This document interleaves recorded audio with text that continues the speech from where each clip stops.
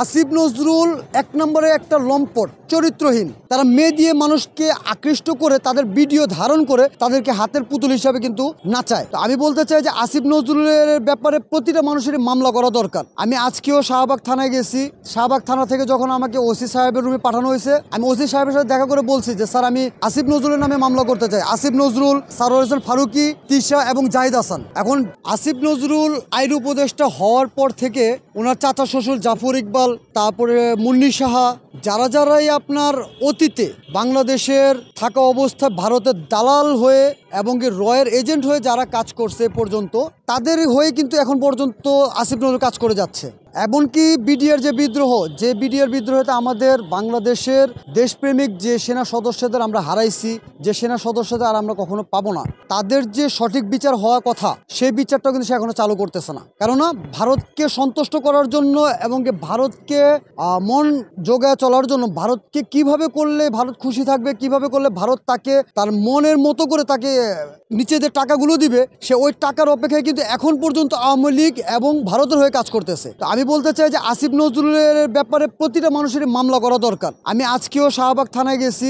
শাহবাগ থানা থেকে যখন আমাকে ওসি সাহেবের রুমে পাঠানো হয়েছে, আমি ওসি সাহেবের সাথে দেখা করে বলছি যে স্যার, আমি আসিফ নজরুলের নামে মামলা করতে চাই। আসিফ নজরুল, সারোয়ার হোসেন ফারুকি, তিশা এবং জাহিদ হাসান। এখন কারণ আসিফ নজরুল এই উপদেষ্টায় বসার পর থেকে নিয়ে বাংলাদেশের যত ধরনের অপকর্ম হচ্ছে সব কিছুর পিছনে আসিফ নজরুল, ডেইলি স্টার, প্রথম আলোর হাত আছে। এই দেশের যতক্ষণ পর্যন্ত ডেইলি স্টার, প্রথম আলো এবং আসিফ নজরুলের মতো উপদেষ্টা আইন নিয়ে আইনের ওই পদে বসে থাকবে, ততদিন পর্যন্ত এই দেশে কেউ কখনো ন্যায্য বিচার, সঠিক বিচার পাবে না। ওসি সাহেবের কাছে যখন যা আসিফ নজরুলের কথা বলা হলো যে আমি স্যার এই আসিফ নজরুল এবং সারোয়ার হোসেন ফারুকের নামে মামলা করতে চাই, কি মামলা? দেশদ্রোহী মামলা। সে আমাকে ফিরিয়ে দিছে, ফিরিয়ে দিয়ে বললো আমাকে জজ কোর্ট থেকে মামলা করার জন্য।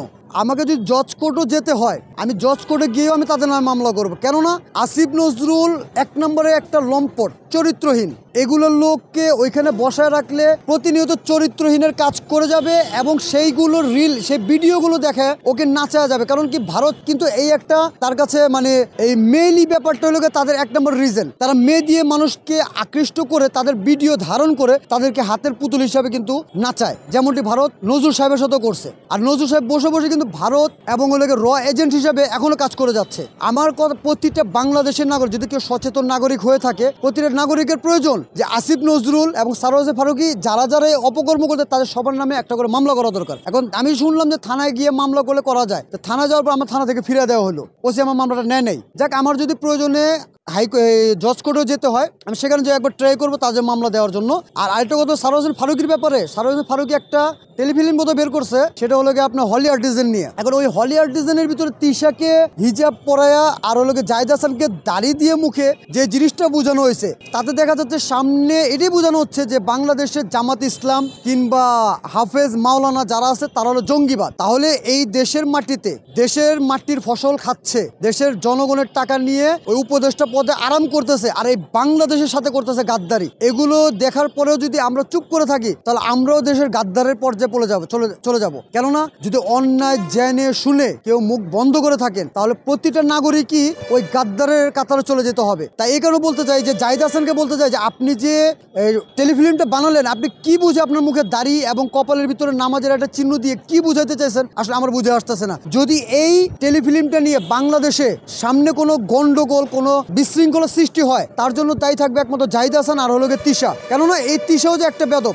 এই কারণে বেদব বলি কারণ এদের কাছে ধর্ম বলতে কোনো কিছু নাই। একজন আমার একটা পরিচিত একটা মেয়ে ছিল, সেও মিডিয়াতে কাজ করতো, তাকে একদিন বলা হয়েছিল সে একটা হিন্দু ছেলেকে বিয়ে করছে, যে আপনি হিন্দু ছেলেকে কেন বিয়ে করলেন? তো বলতেছে আসলে আমার কাছে ধর্ম বলতে কোনো কিছু নাই, আমি বাংলাদেশি, অতএব আমার কথা হলো সব ধর্ম আমি সম্মান করি। এটা কখনো হয় না। আপনি বুঝাইতে চাইতেছেন দাড়ি আর মাথা কপালের ভিতর নামাজের চিহ্ন দেখায়, আর তিশা দেখাইতেছে হিজাব পরায়া যে আমি মুসলিম, তার মানে মুসলিমরাই জঙ্গিবাদী। অথচ হলি আর্টিজেনে যে অ্যাটাক হয়েছিল সেখানে একজনের মুখেও দাড়ি ছিল না, সেখানে প্রতিজন ছিল কলেজ ভার্সিটির টিচার এবং স্টুডেন্ট। সেখানে আপনি মৌলবাদী কোত্থেকে পেলেন? সেখানে আপনি ইসলামিকের আর নামাজি কোত্থেকে পেলেন? এগুলো দিয়ে দেশের ভিতরে এক ধরনের অশৃঙ্খল বিশৃঙ্খল সৃষ্টি করার জন্য এরা এই জিনিসগুলো করতেছে। এই জন্য সারোয়ার হোসেন ফারুকি ফারুকের নামে মামলা করা দরকার। আর এর সাপোর্টার যেহেতু আইনে বসে আছে এই আসিফ নজরুল, যতদিন পর্যন্ত আইনে বসে আছে আসিফ নজরুল, দেশের ভিতর যত ধরনের যত কার্যকলাপই হোক না কেন, আসিফ নজরুল কোনো একটা তদন্ত সঠিকভাবে করবে না। বিডিআর বিদ্রোহ পাবেন না, সাগর রুনিরটাও পাবেন না, এবং আবরার যতগুলা মানে এই পর্যন্ত